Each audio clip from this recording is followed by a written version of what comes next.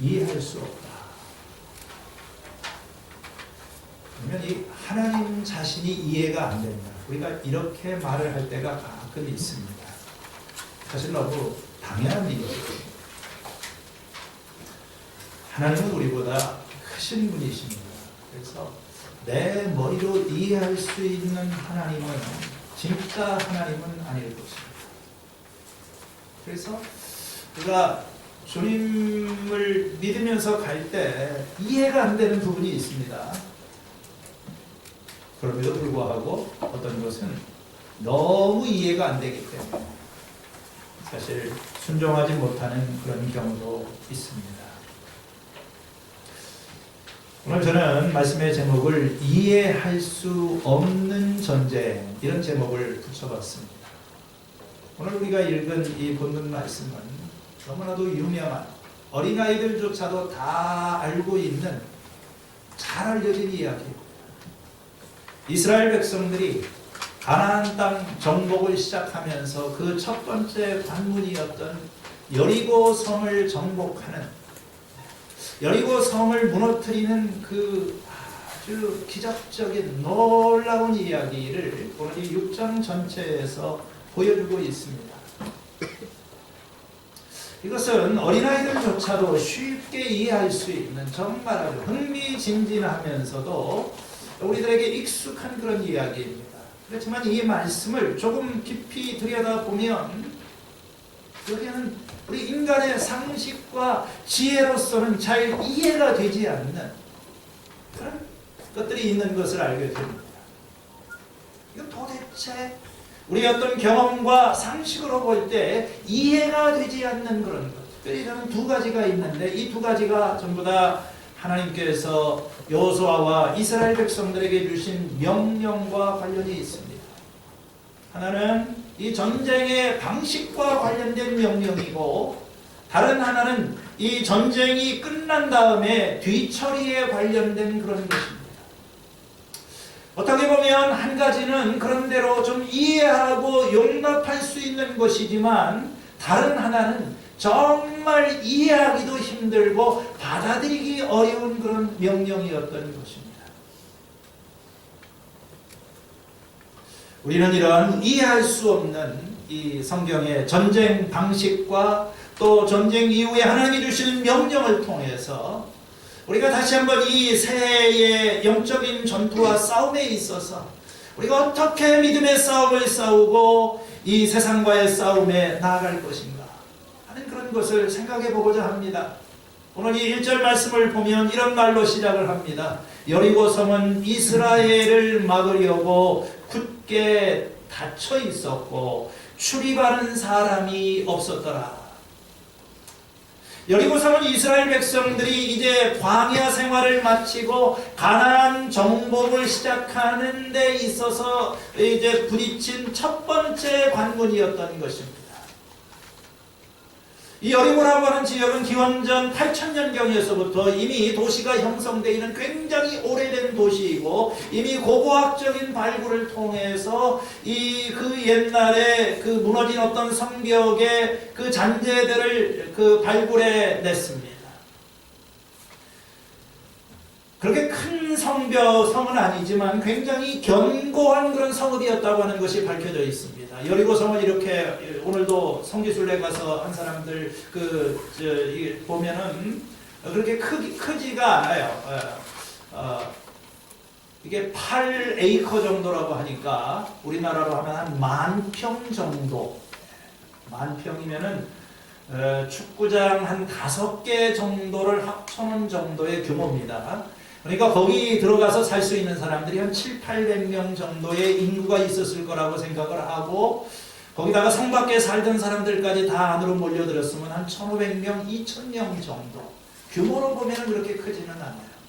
그렇지만 이것은 아주 단단하게 잘 방비가 되어 있는 그런 성이었었습니다.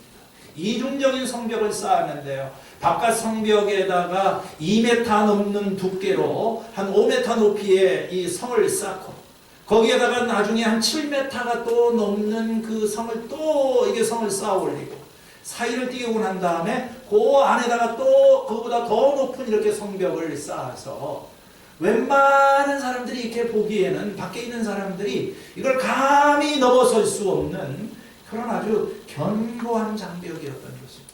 원래 이 성을 공격하는 것은 방어하는 사람들보다 공격하는 사람이 훨씬 불리합니다. 인원도 집중력도 군사력도 월등해야만 되는 것입니다.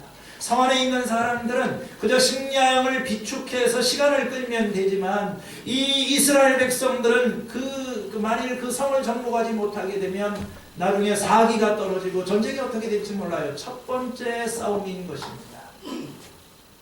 참 처음부터 어려운 싸움을 만나게 된 것입니다. 여러분, 우리도 새해를 맞이하는 우리들에게 이게 첫 번부터 만만치 않은 문제와 큰 문제와 씨름을 하고 내 앞에 여리고 성이 우리들에게 이렇게 딱 있는 거예요. 대체 이 성을 어떻게 정복을 할 것인가?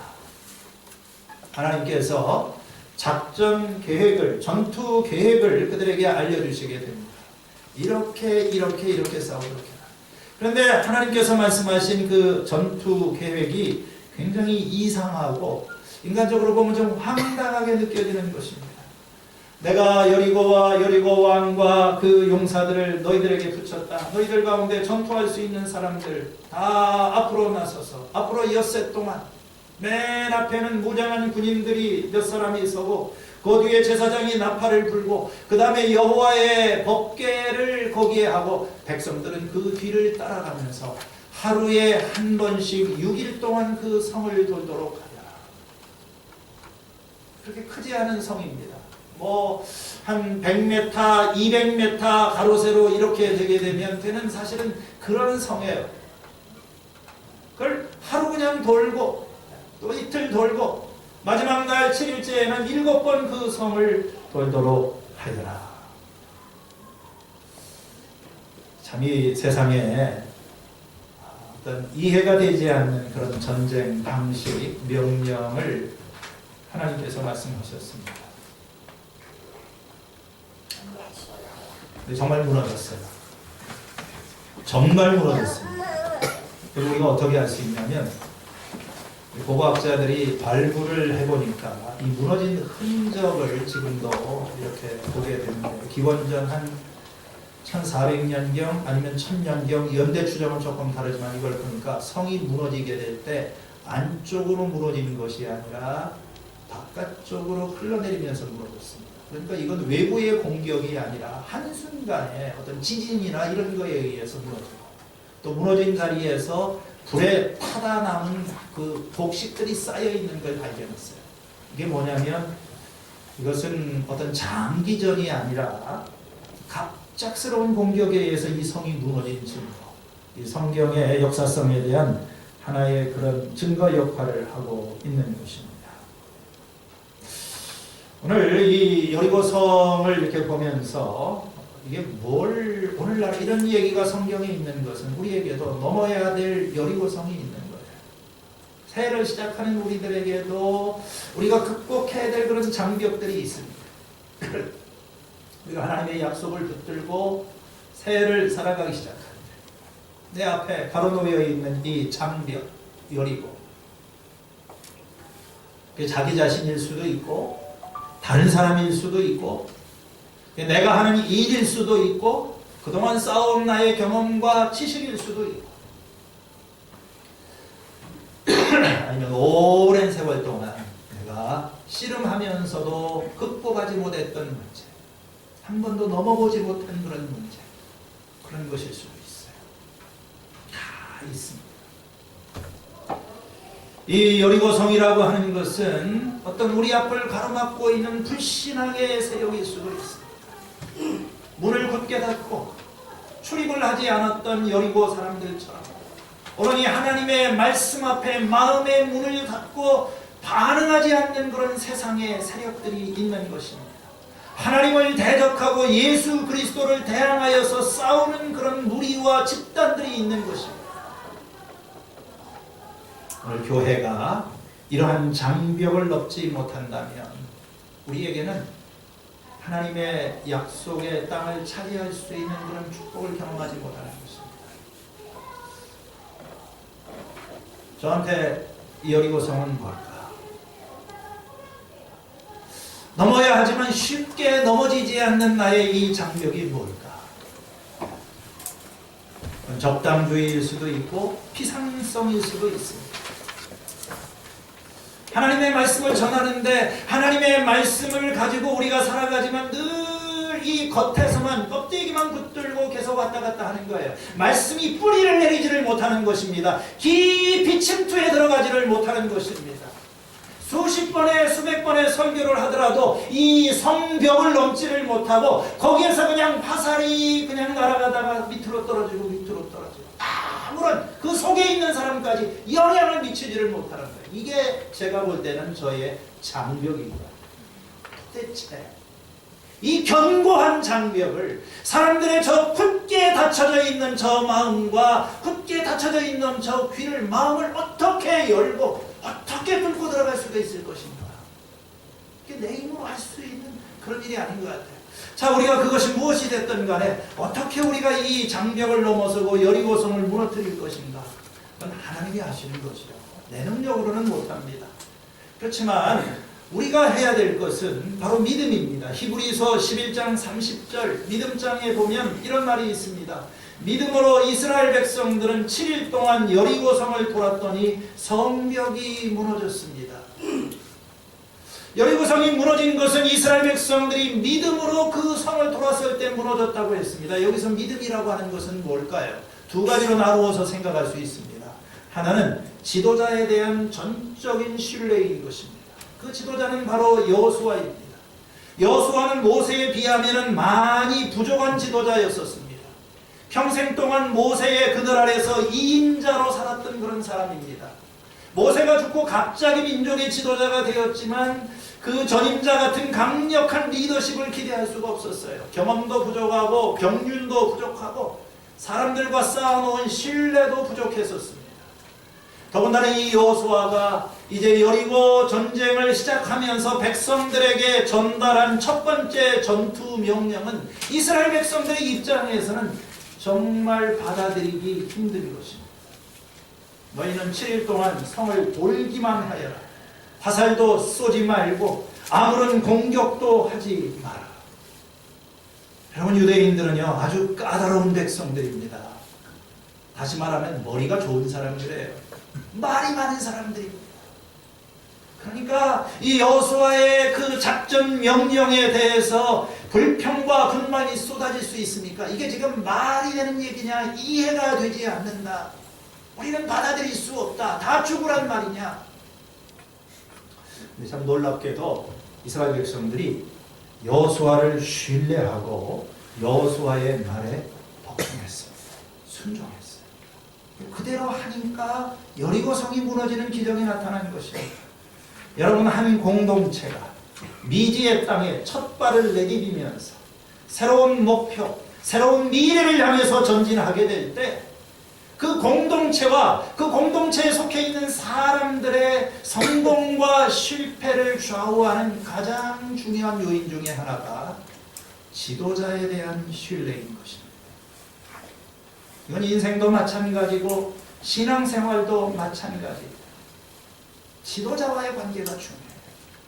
여러분들, 우리의 경험으로 보면은요, 거의 신앙생활의 70%, 80% 정도는 지도자와의 신뢰관계에 달려있다. 이렇게 말을 하더라도 크게 틀린 것은 아닙니다. 저는 지난 열흘 동안 특별 새벽 기도를 하면서 겨자씨 교인들이 저에게 보여준 신뢰와 순종에 대해서 정말 감사하고 있습니다. 새해를 시작하면서 특별 새벽 기도가 저한테는 여리고성에 섰습니다.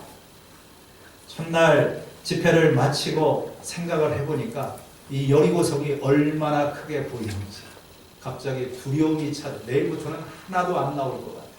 내가 지금 무슨 일을 하고 있는지, 이렇게 바쁜 직장인들, 새벽에 일어나면 몸에 병이 날 만큼 힘들고 분주한 삶을 살아가고 있는 이런 분들에게 도대체 새벽에 모여서 뭐 때문에 이게 도대체 가능한 일인지, 제가 지나간 8년 동안 특별 새벽 기도를 매년마다 하면서 모이자고 했었지만 제대로 된 적이 솔직히 말하면 별로 없었어요.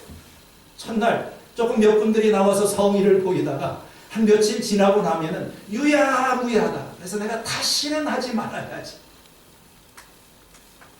야, 이게 도대체 가능한 건가? 넘을 수 없는 4차원의 벽처럼 이렇게 느껴졌었습니다. 근데 여러분들 보셔서 아시겠지만 이번 열흘 동안 하면서 많은 분들이 정말 애를 쓰시고 잘 이해도 안 됐을 거예요.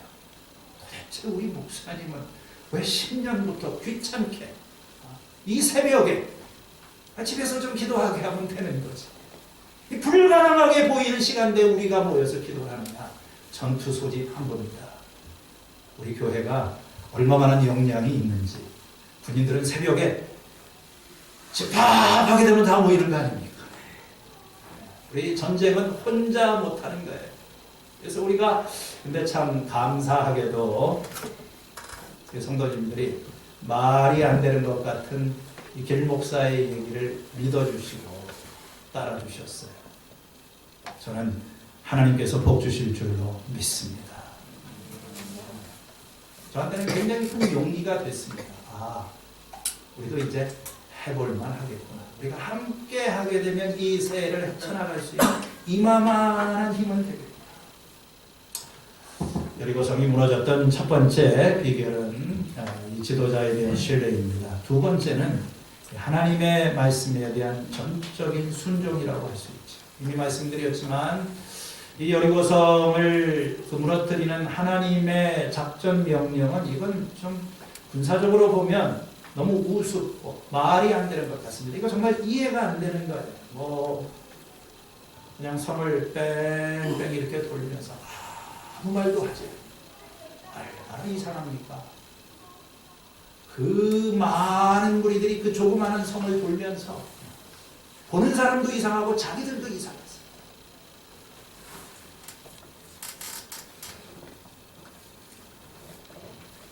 하나님의 법궤를 맨 중앙에 세우고 그들은 그걸 따라갔습니다.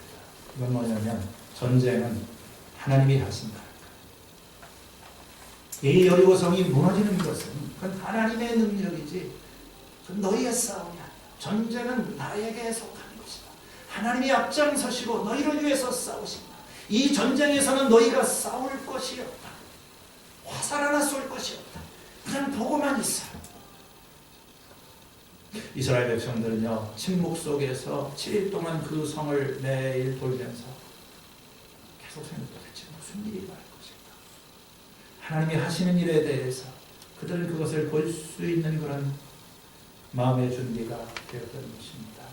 여러분 올 한 해 동안에 하나님께서 우리에게 주시는 것은 물론 우리가 이 세상과의 싸움에서 우리가 힘써야 되고 노력해야 되는 부분도 있겠지만 정말 중요한 내가 이제까지 넘어보지 못했던 이 여리고성과도 같은 난공불락의 문제는 그건 하나님이 함께 하셔야 돼요. 주님께서 우리에게 말씀하시는 것입니다. 두려워하지 마라. 내가 너와 함께 한다. 그걸 보여주시는 것입니다. 하나님께서는 여리고성을 정복하는데 우리 인간의 지혜와 도움이 필요하지 않습니다.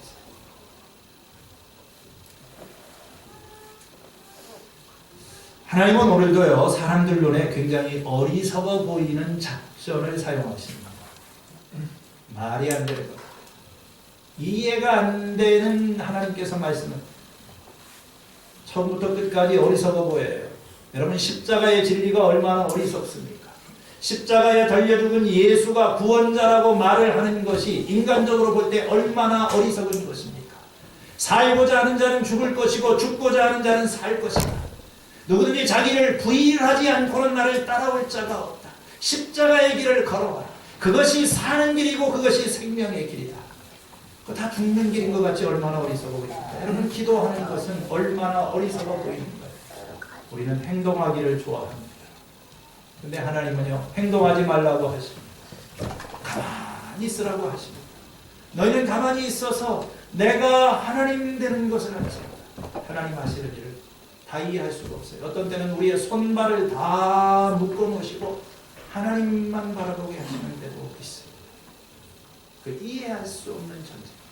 이 전쟁의 방식 자체가 우리가 신앙생활을 하다 보면 하나님께서 하시는 말씀이 상식적으로 이해가 안 되고 또 확신이 서지 않더라도 오늘 우리의 마음속에 순종하며 주님의 말씀을 붙들고 나아가면 여러분의 삶 속에서 이제까지 한 번도 극복하지 못한 그 성벽, 장벽이 무너지는 하나님의 승리를 경험하게 될 줄로 믿습니다. 이와 같은 좀 한계를 넘어서는, 여리고성을 넘어서는 그런 축복이 우리 겨자씨 교회 성도님들에게 함께 계시기를 축원합니다. 이게 첫 번째 이해할 수 없었던 전쟁의 부분이고요. 두 번째는 이 전쟁을 끝낸 다음에 뒤처리와 관련된 하나님의 명령입니다. 지금까지는 우리가 다 잘 알고 있어요. 이걸 내가 다 믿지 못하는 사람도 있겠지만 그래도 어느 정도는 공감하고 받아들일 수 있는 부분입니다. 그런데 이제 17절에서 21절에 가게 되면은 여리고성 정복과 관련해서 하나님이 마지막에 내리신 명령이 있는데 이건 거의 주목을 받지를 못합니다. 사실 사람들이 궁금한 게 있어도 더 이상 질문하지도 않고 그냥 넘어갑니다. 이건 도덕적으로 신학적으로 굉장히 논란이 될 수 있는 그런 문제입니다. 17절의 말씀을 보니까 여호수아가 이 성벽을 이제 마지막으로 쳐들어가는 그 자리에서 이런 말을 하죠. 이 성과 성 안에 있는 모든 것을 전멸시켜서 그것을 주님에게 제물로 바쳐. 정탐꾼들을 이렇게 도와주었던 기생 라합과 그 사람들만 그냥 살려주고 나머지 사람들은 모두 다 전멸시키도록 하여라. 이 전멸이라고 하는 말이 18절, 21절에 계속해서 여러 번 반복이 되고 있습니다. 18절 말씀을 보시기 바랍니다. 너희는 전멸시켜서 바치는 희생제물에 손을 냈다가 스스로 파멸하는 일이 없도록 주의하라. 전멸시켜서 바치는 희생제물. 이 희생제물은 다 전멸시켜야 됩니다. 그걸 손을 내서는 안 되는 거예요. 너희가 전멸시켜서 바치는 그 제물에 손을 대고 그것을 취하게 되면 이스라엘의 지는 그것 때문에 전멸을 당할 것이다. 여기서 이 나오는 전멸이라고 하는 말은 다 똑같은 히브리 말, 헤렘이라고 하는 말을 사용합니다. 옛날 성경에는 진멸이라고도 말했고 여기서는 전멸이라고도 이야기를 했습니다. 이 전멸이라고 하는 말은 어떤 물건을 완전히 파멸시켜서 주님에게 바치는 것을 이야기를 합니다. 번역이 쉽지가 않아요.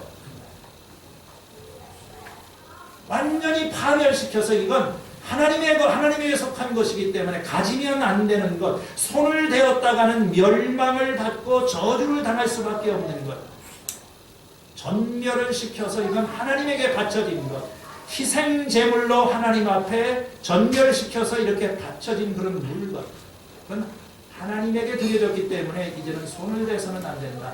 그런 의미입니다. 21절 말씀 여기 보니까 뭐라고 되어 있는지 한번 같이 읽어보시겠습니다. 시작. 성 안에 있는 사람을 남자나 여자나 어른이나 아이를 가리지 않고 모두 전멸시켜서 희생제물로 바치고 소나 양이나 나귀까지도 모조리 칼로 전멸시켜서 희생제물로 바쳐. 다 죽이라는 거지. 이건 정말 이해가 되지 않는 그런 말씀이고 또 우리가 받아들이기 쉽지 않은 그런 명령입니다. 성 안에 있는 사람을 남자나 여자나 어린이나 아이를 가리지 않고 짐승들도 빼놓지 않고 모두가 다 전멸을 시키도록 해요. 이게 여리고 전쟁에 있어서 굉장히 독특한 그런 말씀 가운데 하나 있었습니다.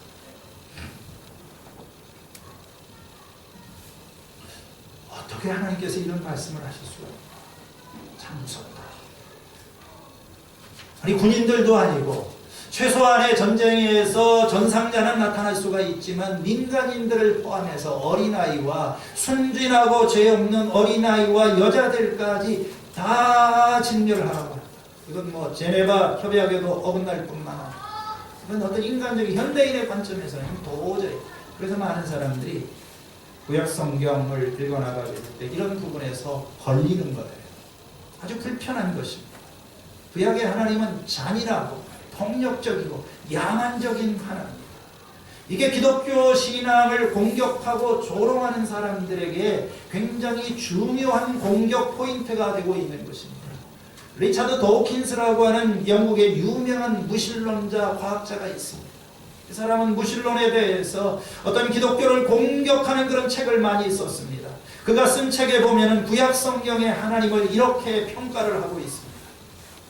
구약 성경의 신은 모든 소설을 통틀어서 가장 불쾌한 주인공이라고 할 수 있다. 시기하고 거만한 존재, 좀스럽고 불공평하고 용납을 모르는 지배욕을 가진 존재, 복수심에 불타고 피에 굶주린 인종 청소자, 여성을 혐오하고 동성애를 증오하고 인종을 차별하고 유아를 살해하고 대량 학살을 자행하고 자식을 죽이고 전염병을 퍼뜨리고 과대망상증에 과학 피학성 변태 성욕에 변덕스럽고 심술궂은 폭군으로 나온다. 하나님에 대해서. 여러분들도 성경을 읽으시면서 하나님에 대해서 이런 비슷한 생각을 한 적이 없습니까? 우리가 신약의 하나님이 아니라 구약에 나타난 하나님은 너무나도 무서운 하나님, 죄를 지으면 용서하지 않고 추워도 이렇게 용서하지 않고 용납하지 않으시는 그런 어떤 분노하는 편협한 하나님. 아간이고 조금 전 우리가 나오지만 이 아간이라고 하는 사람이 이제 이 받쳐진 물건에다가 손을 대었던 것입니다. 하나님께서 손대지 말라고 한 그 물건에다가 손을 대고 도둑질을 하였던 것입니다. 그로 인하여서 그가 죽음을 당할 뿐만 아니라 그의 가족들조차도 함께 죽음을 당하게 됩니다. 뭐 이런 일들이 구약 성경에 많이 나와요. 고라가 하나님 앞에 반역하게 됐을 때 고라와 함께 그 많은 사람들이 죽임을 당하게 됩니다. 웃사라고 하는 사람은 하나님의 법궤가 이동을 하게 될 때 그 수레에 손을 어떻게 우발적으로 손을 댔다가 웃사와 함께 많은 사람들이 끔찍한 죽임을 당하게 됩니다. 도대체 하나님 앞에 이런 어떤 한순간의 실수로 인해서 잘못을 한 사람들을 죽이는 하나님은 어떤 하나님입니까? 분노, 질투, 시기, 복수의 하나님. 이건 우리가 알고 있는 사랑의 하나님, 용서, 자비의 하나님과 조화가 되지 않습니다. 무엇보다도 이게 지금 우리가 여호수아에 나오는 이 가나안 민족, 가나안 정복에 대해서는 어떻게 생각을 합니까? 여기 지금 일어나고 있는 대량 학살과 인종 청소에 가까운 이런 일을 우리가 어떻게 하나님이 이런 걸 명령하실 수 있을까? 이런 생각이 여러분 마음속에 없는 건 아니지만 질문을 못하고 그냥 넘어가는 거예요. 이해가 되지 않습니다. 사실은 여기서 그치는 게 아니에요. 기독교의 역사 속에서 수많은 어떤 폭력과 정복과 전쟁의 상황 속에서 일어났던 수많은 일들, 십자군 전쟁을 통해서 이 서구의 크리스찬들이 이슬람 그 종교를 믿는 사람들을 거의 전멸을 시키다시피 하고 피로 물들였던 그런 사건. 이거 다 여호수아에 나오는 어떤 정복 전쟁을 가지고 자기를 정당화했던 것입니다. 우리는 그리스도의 군사로서. 미국 사람들이 북미에 들어가서 아메리카 원주민들을 쫓아내고 또 호주에 있는 원주민들을 대량으로 학살하면서 그들을 몰아낼 때 그들은 한 손에 성경을 들고 바로 이런 성경 기조를 가지고 있었던 거예요. 주님의 이름. 우리는 십자가의 군대.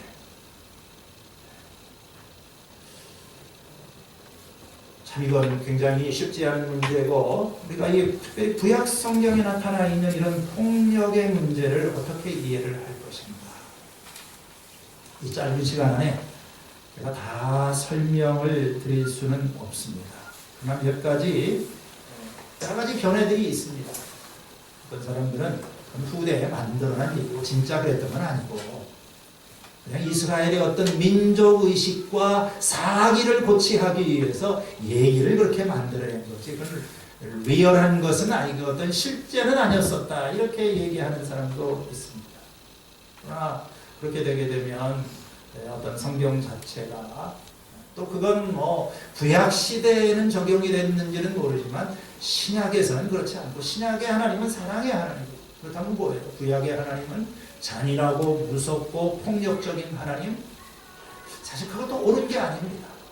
구약의 하나님도 사랑의 하나님이신 거예요.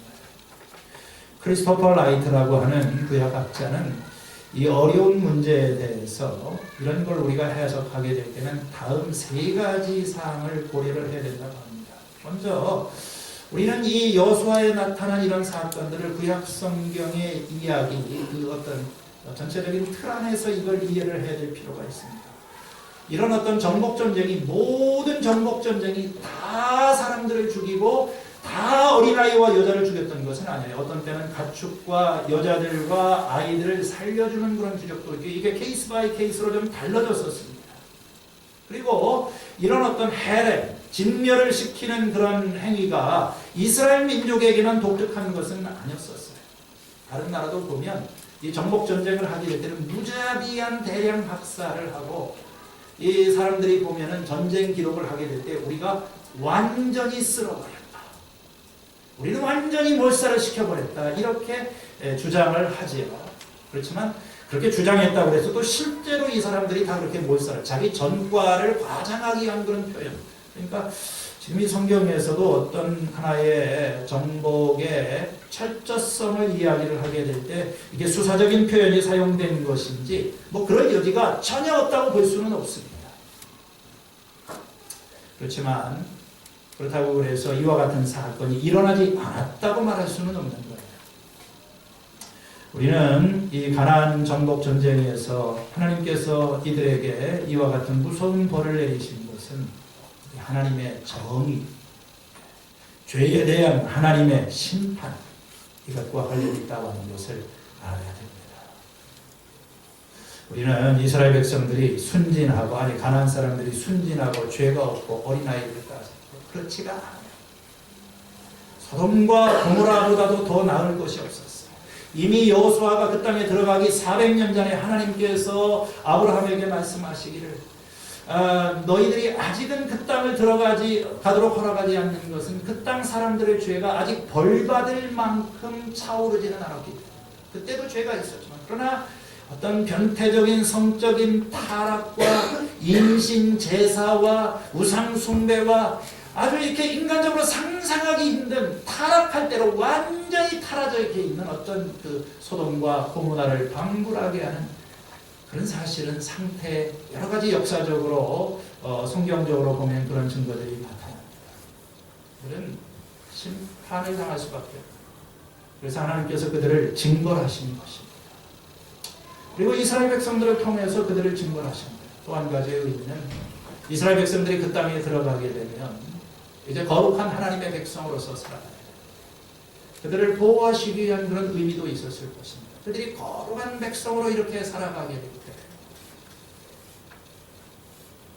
무엇보다도 우리는 성경을 이해를 하게 될 때 성경 전체 속에서 이해를 해요. 여러분들이 성경을 읽어나가다 이렇게 이해가 되지 않는 한 구조예요.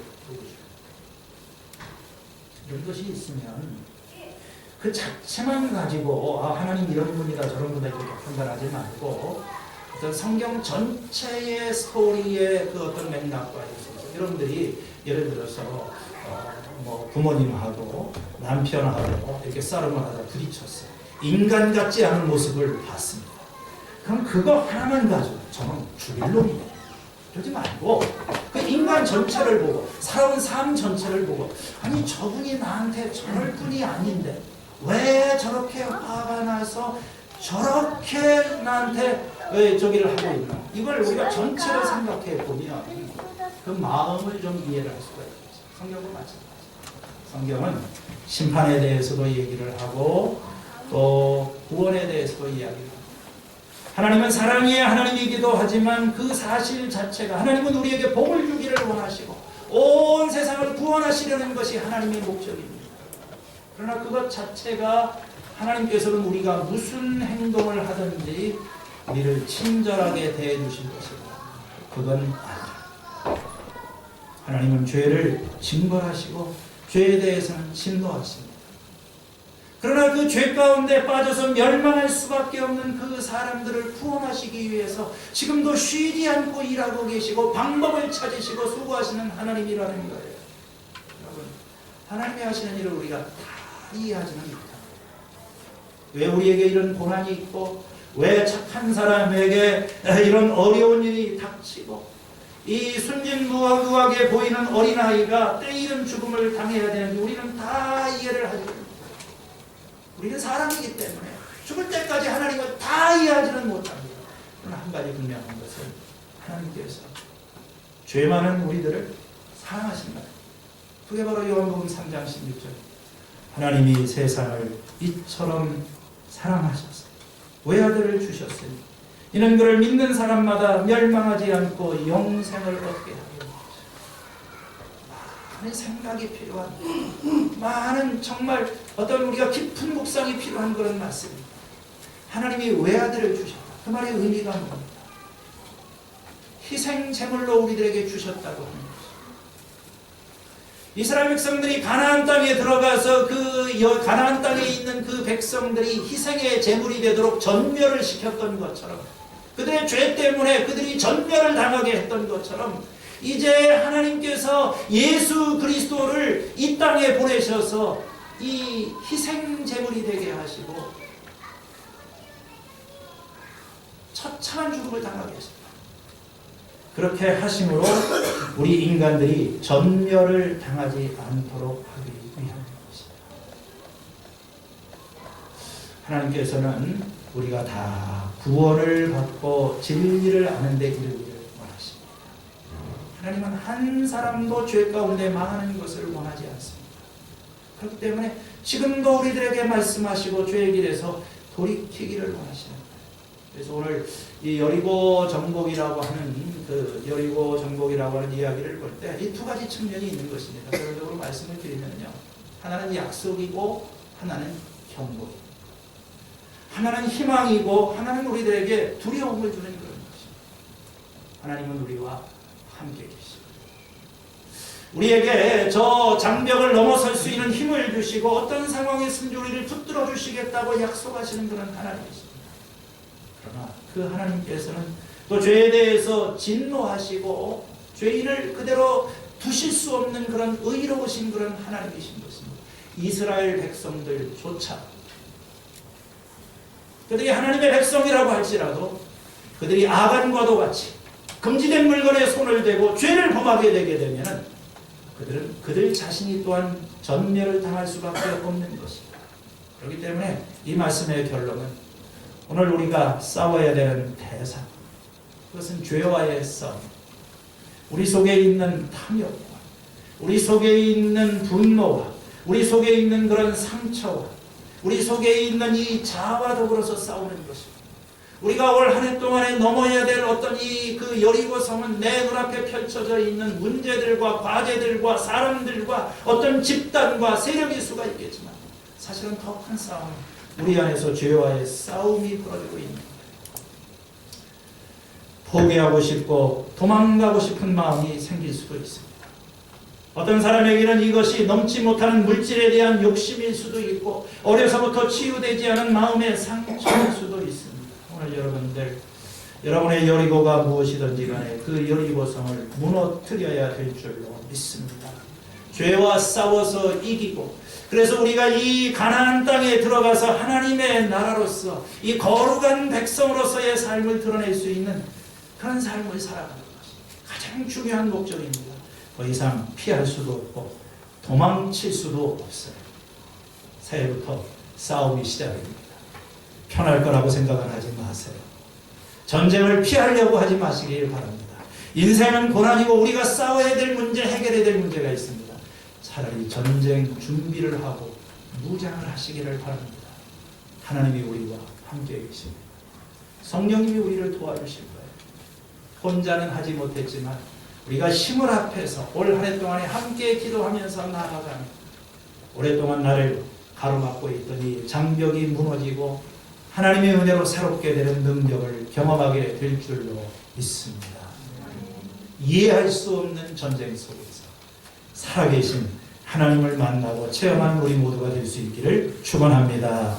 하나님 아버지, 큰 싸움을 우리가 또 한 해 동안 살아가게 됩니다. 문제 앞에서 두려워하거나 낙심하지 않으며 하나님이 하시는 말씀이 다 이해되지 않아도 순종할 수 있는 믿음을 주시고, 눈앞에 보이는 것이 없어도 하나님께서 말씀하시면 앞으로 나갈 수 있는 믿음으로 살아가기를 원합니다. 아버지 하나님, 각 가정마다 또 우리 교회 안에서, 목장 안에서 저희들이 넘지 못하였던 관계, 해결하지 못하고 풀지 못하였던 많은 문제들이 하나님 안에서 해결되고 새로워지는 능력을 경험하게 하시옵소서. 예수님의 이름으로 기도하였습니다. 아멘.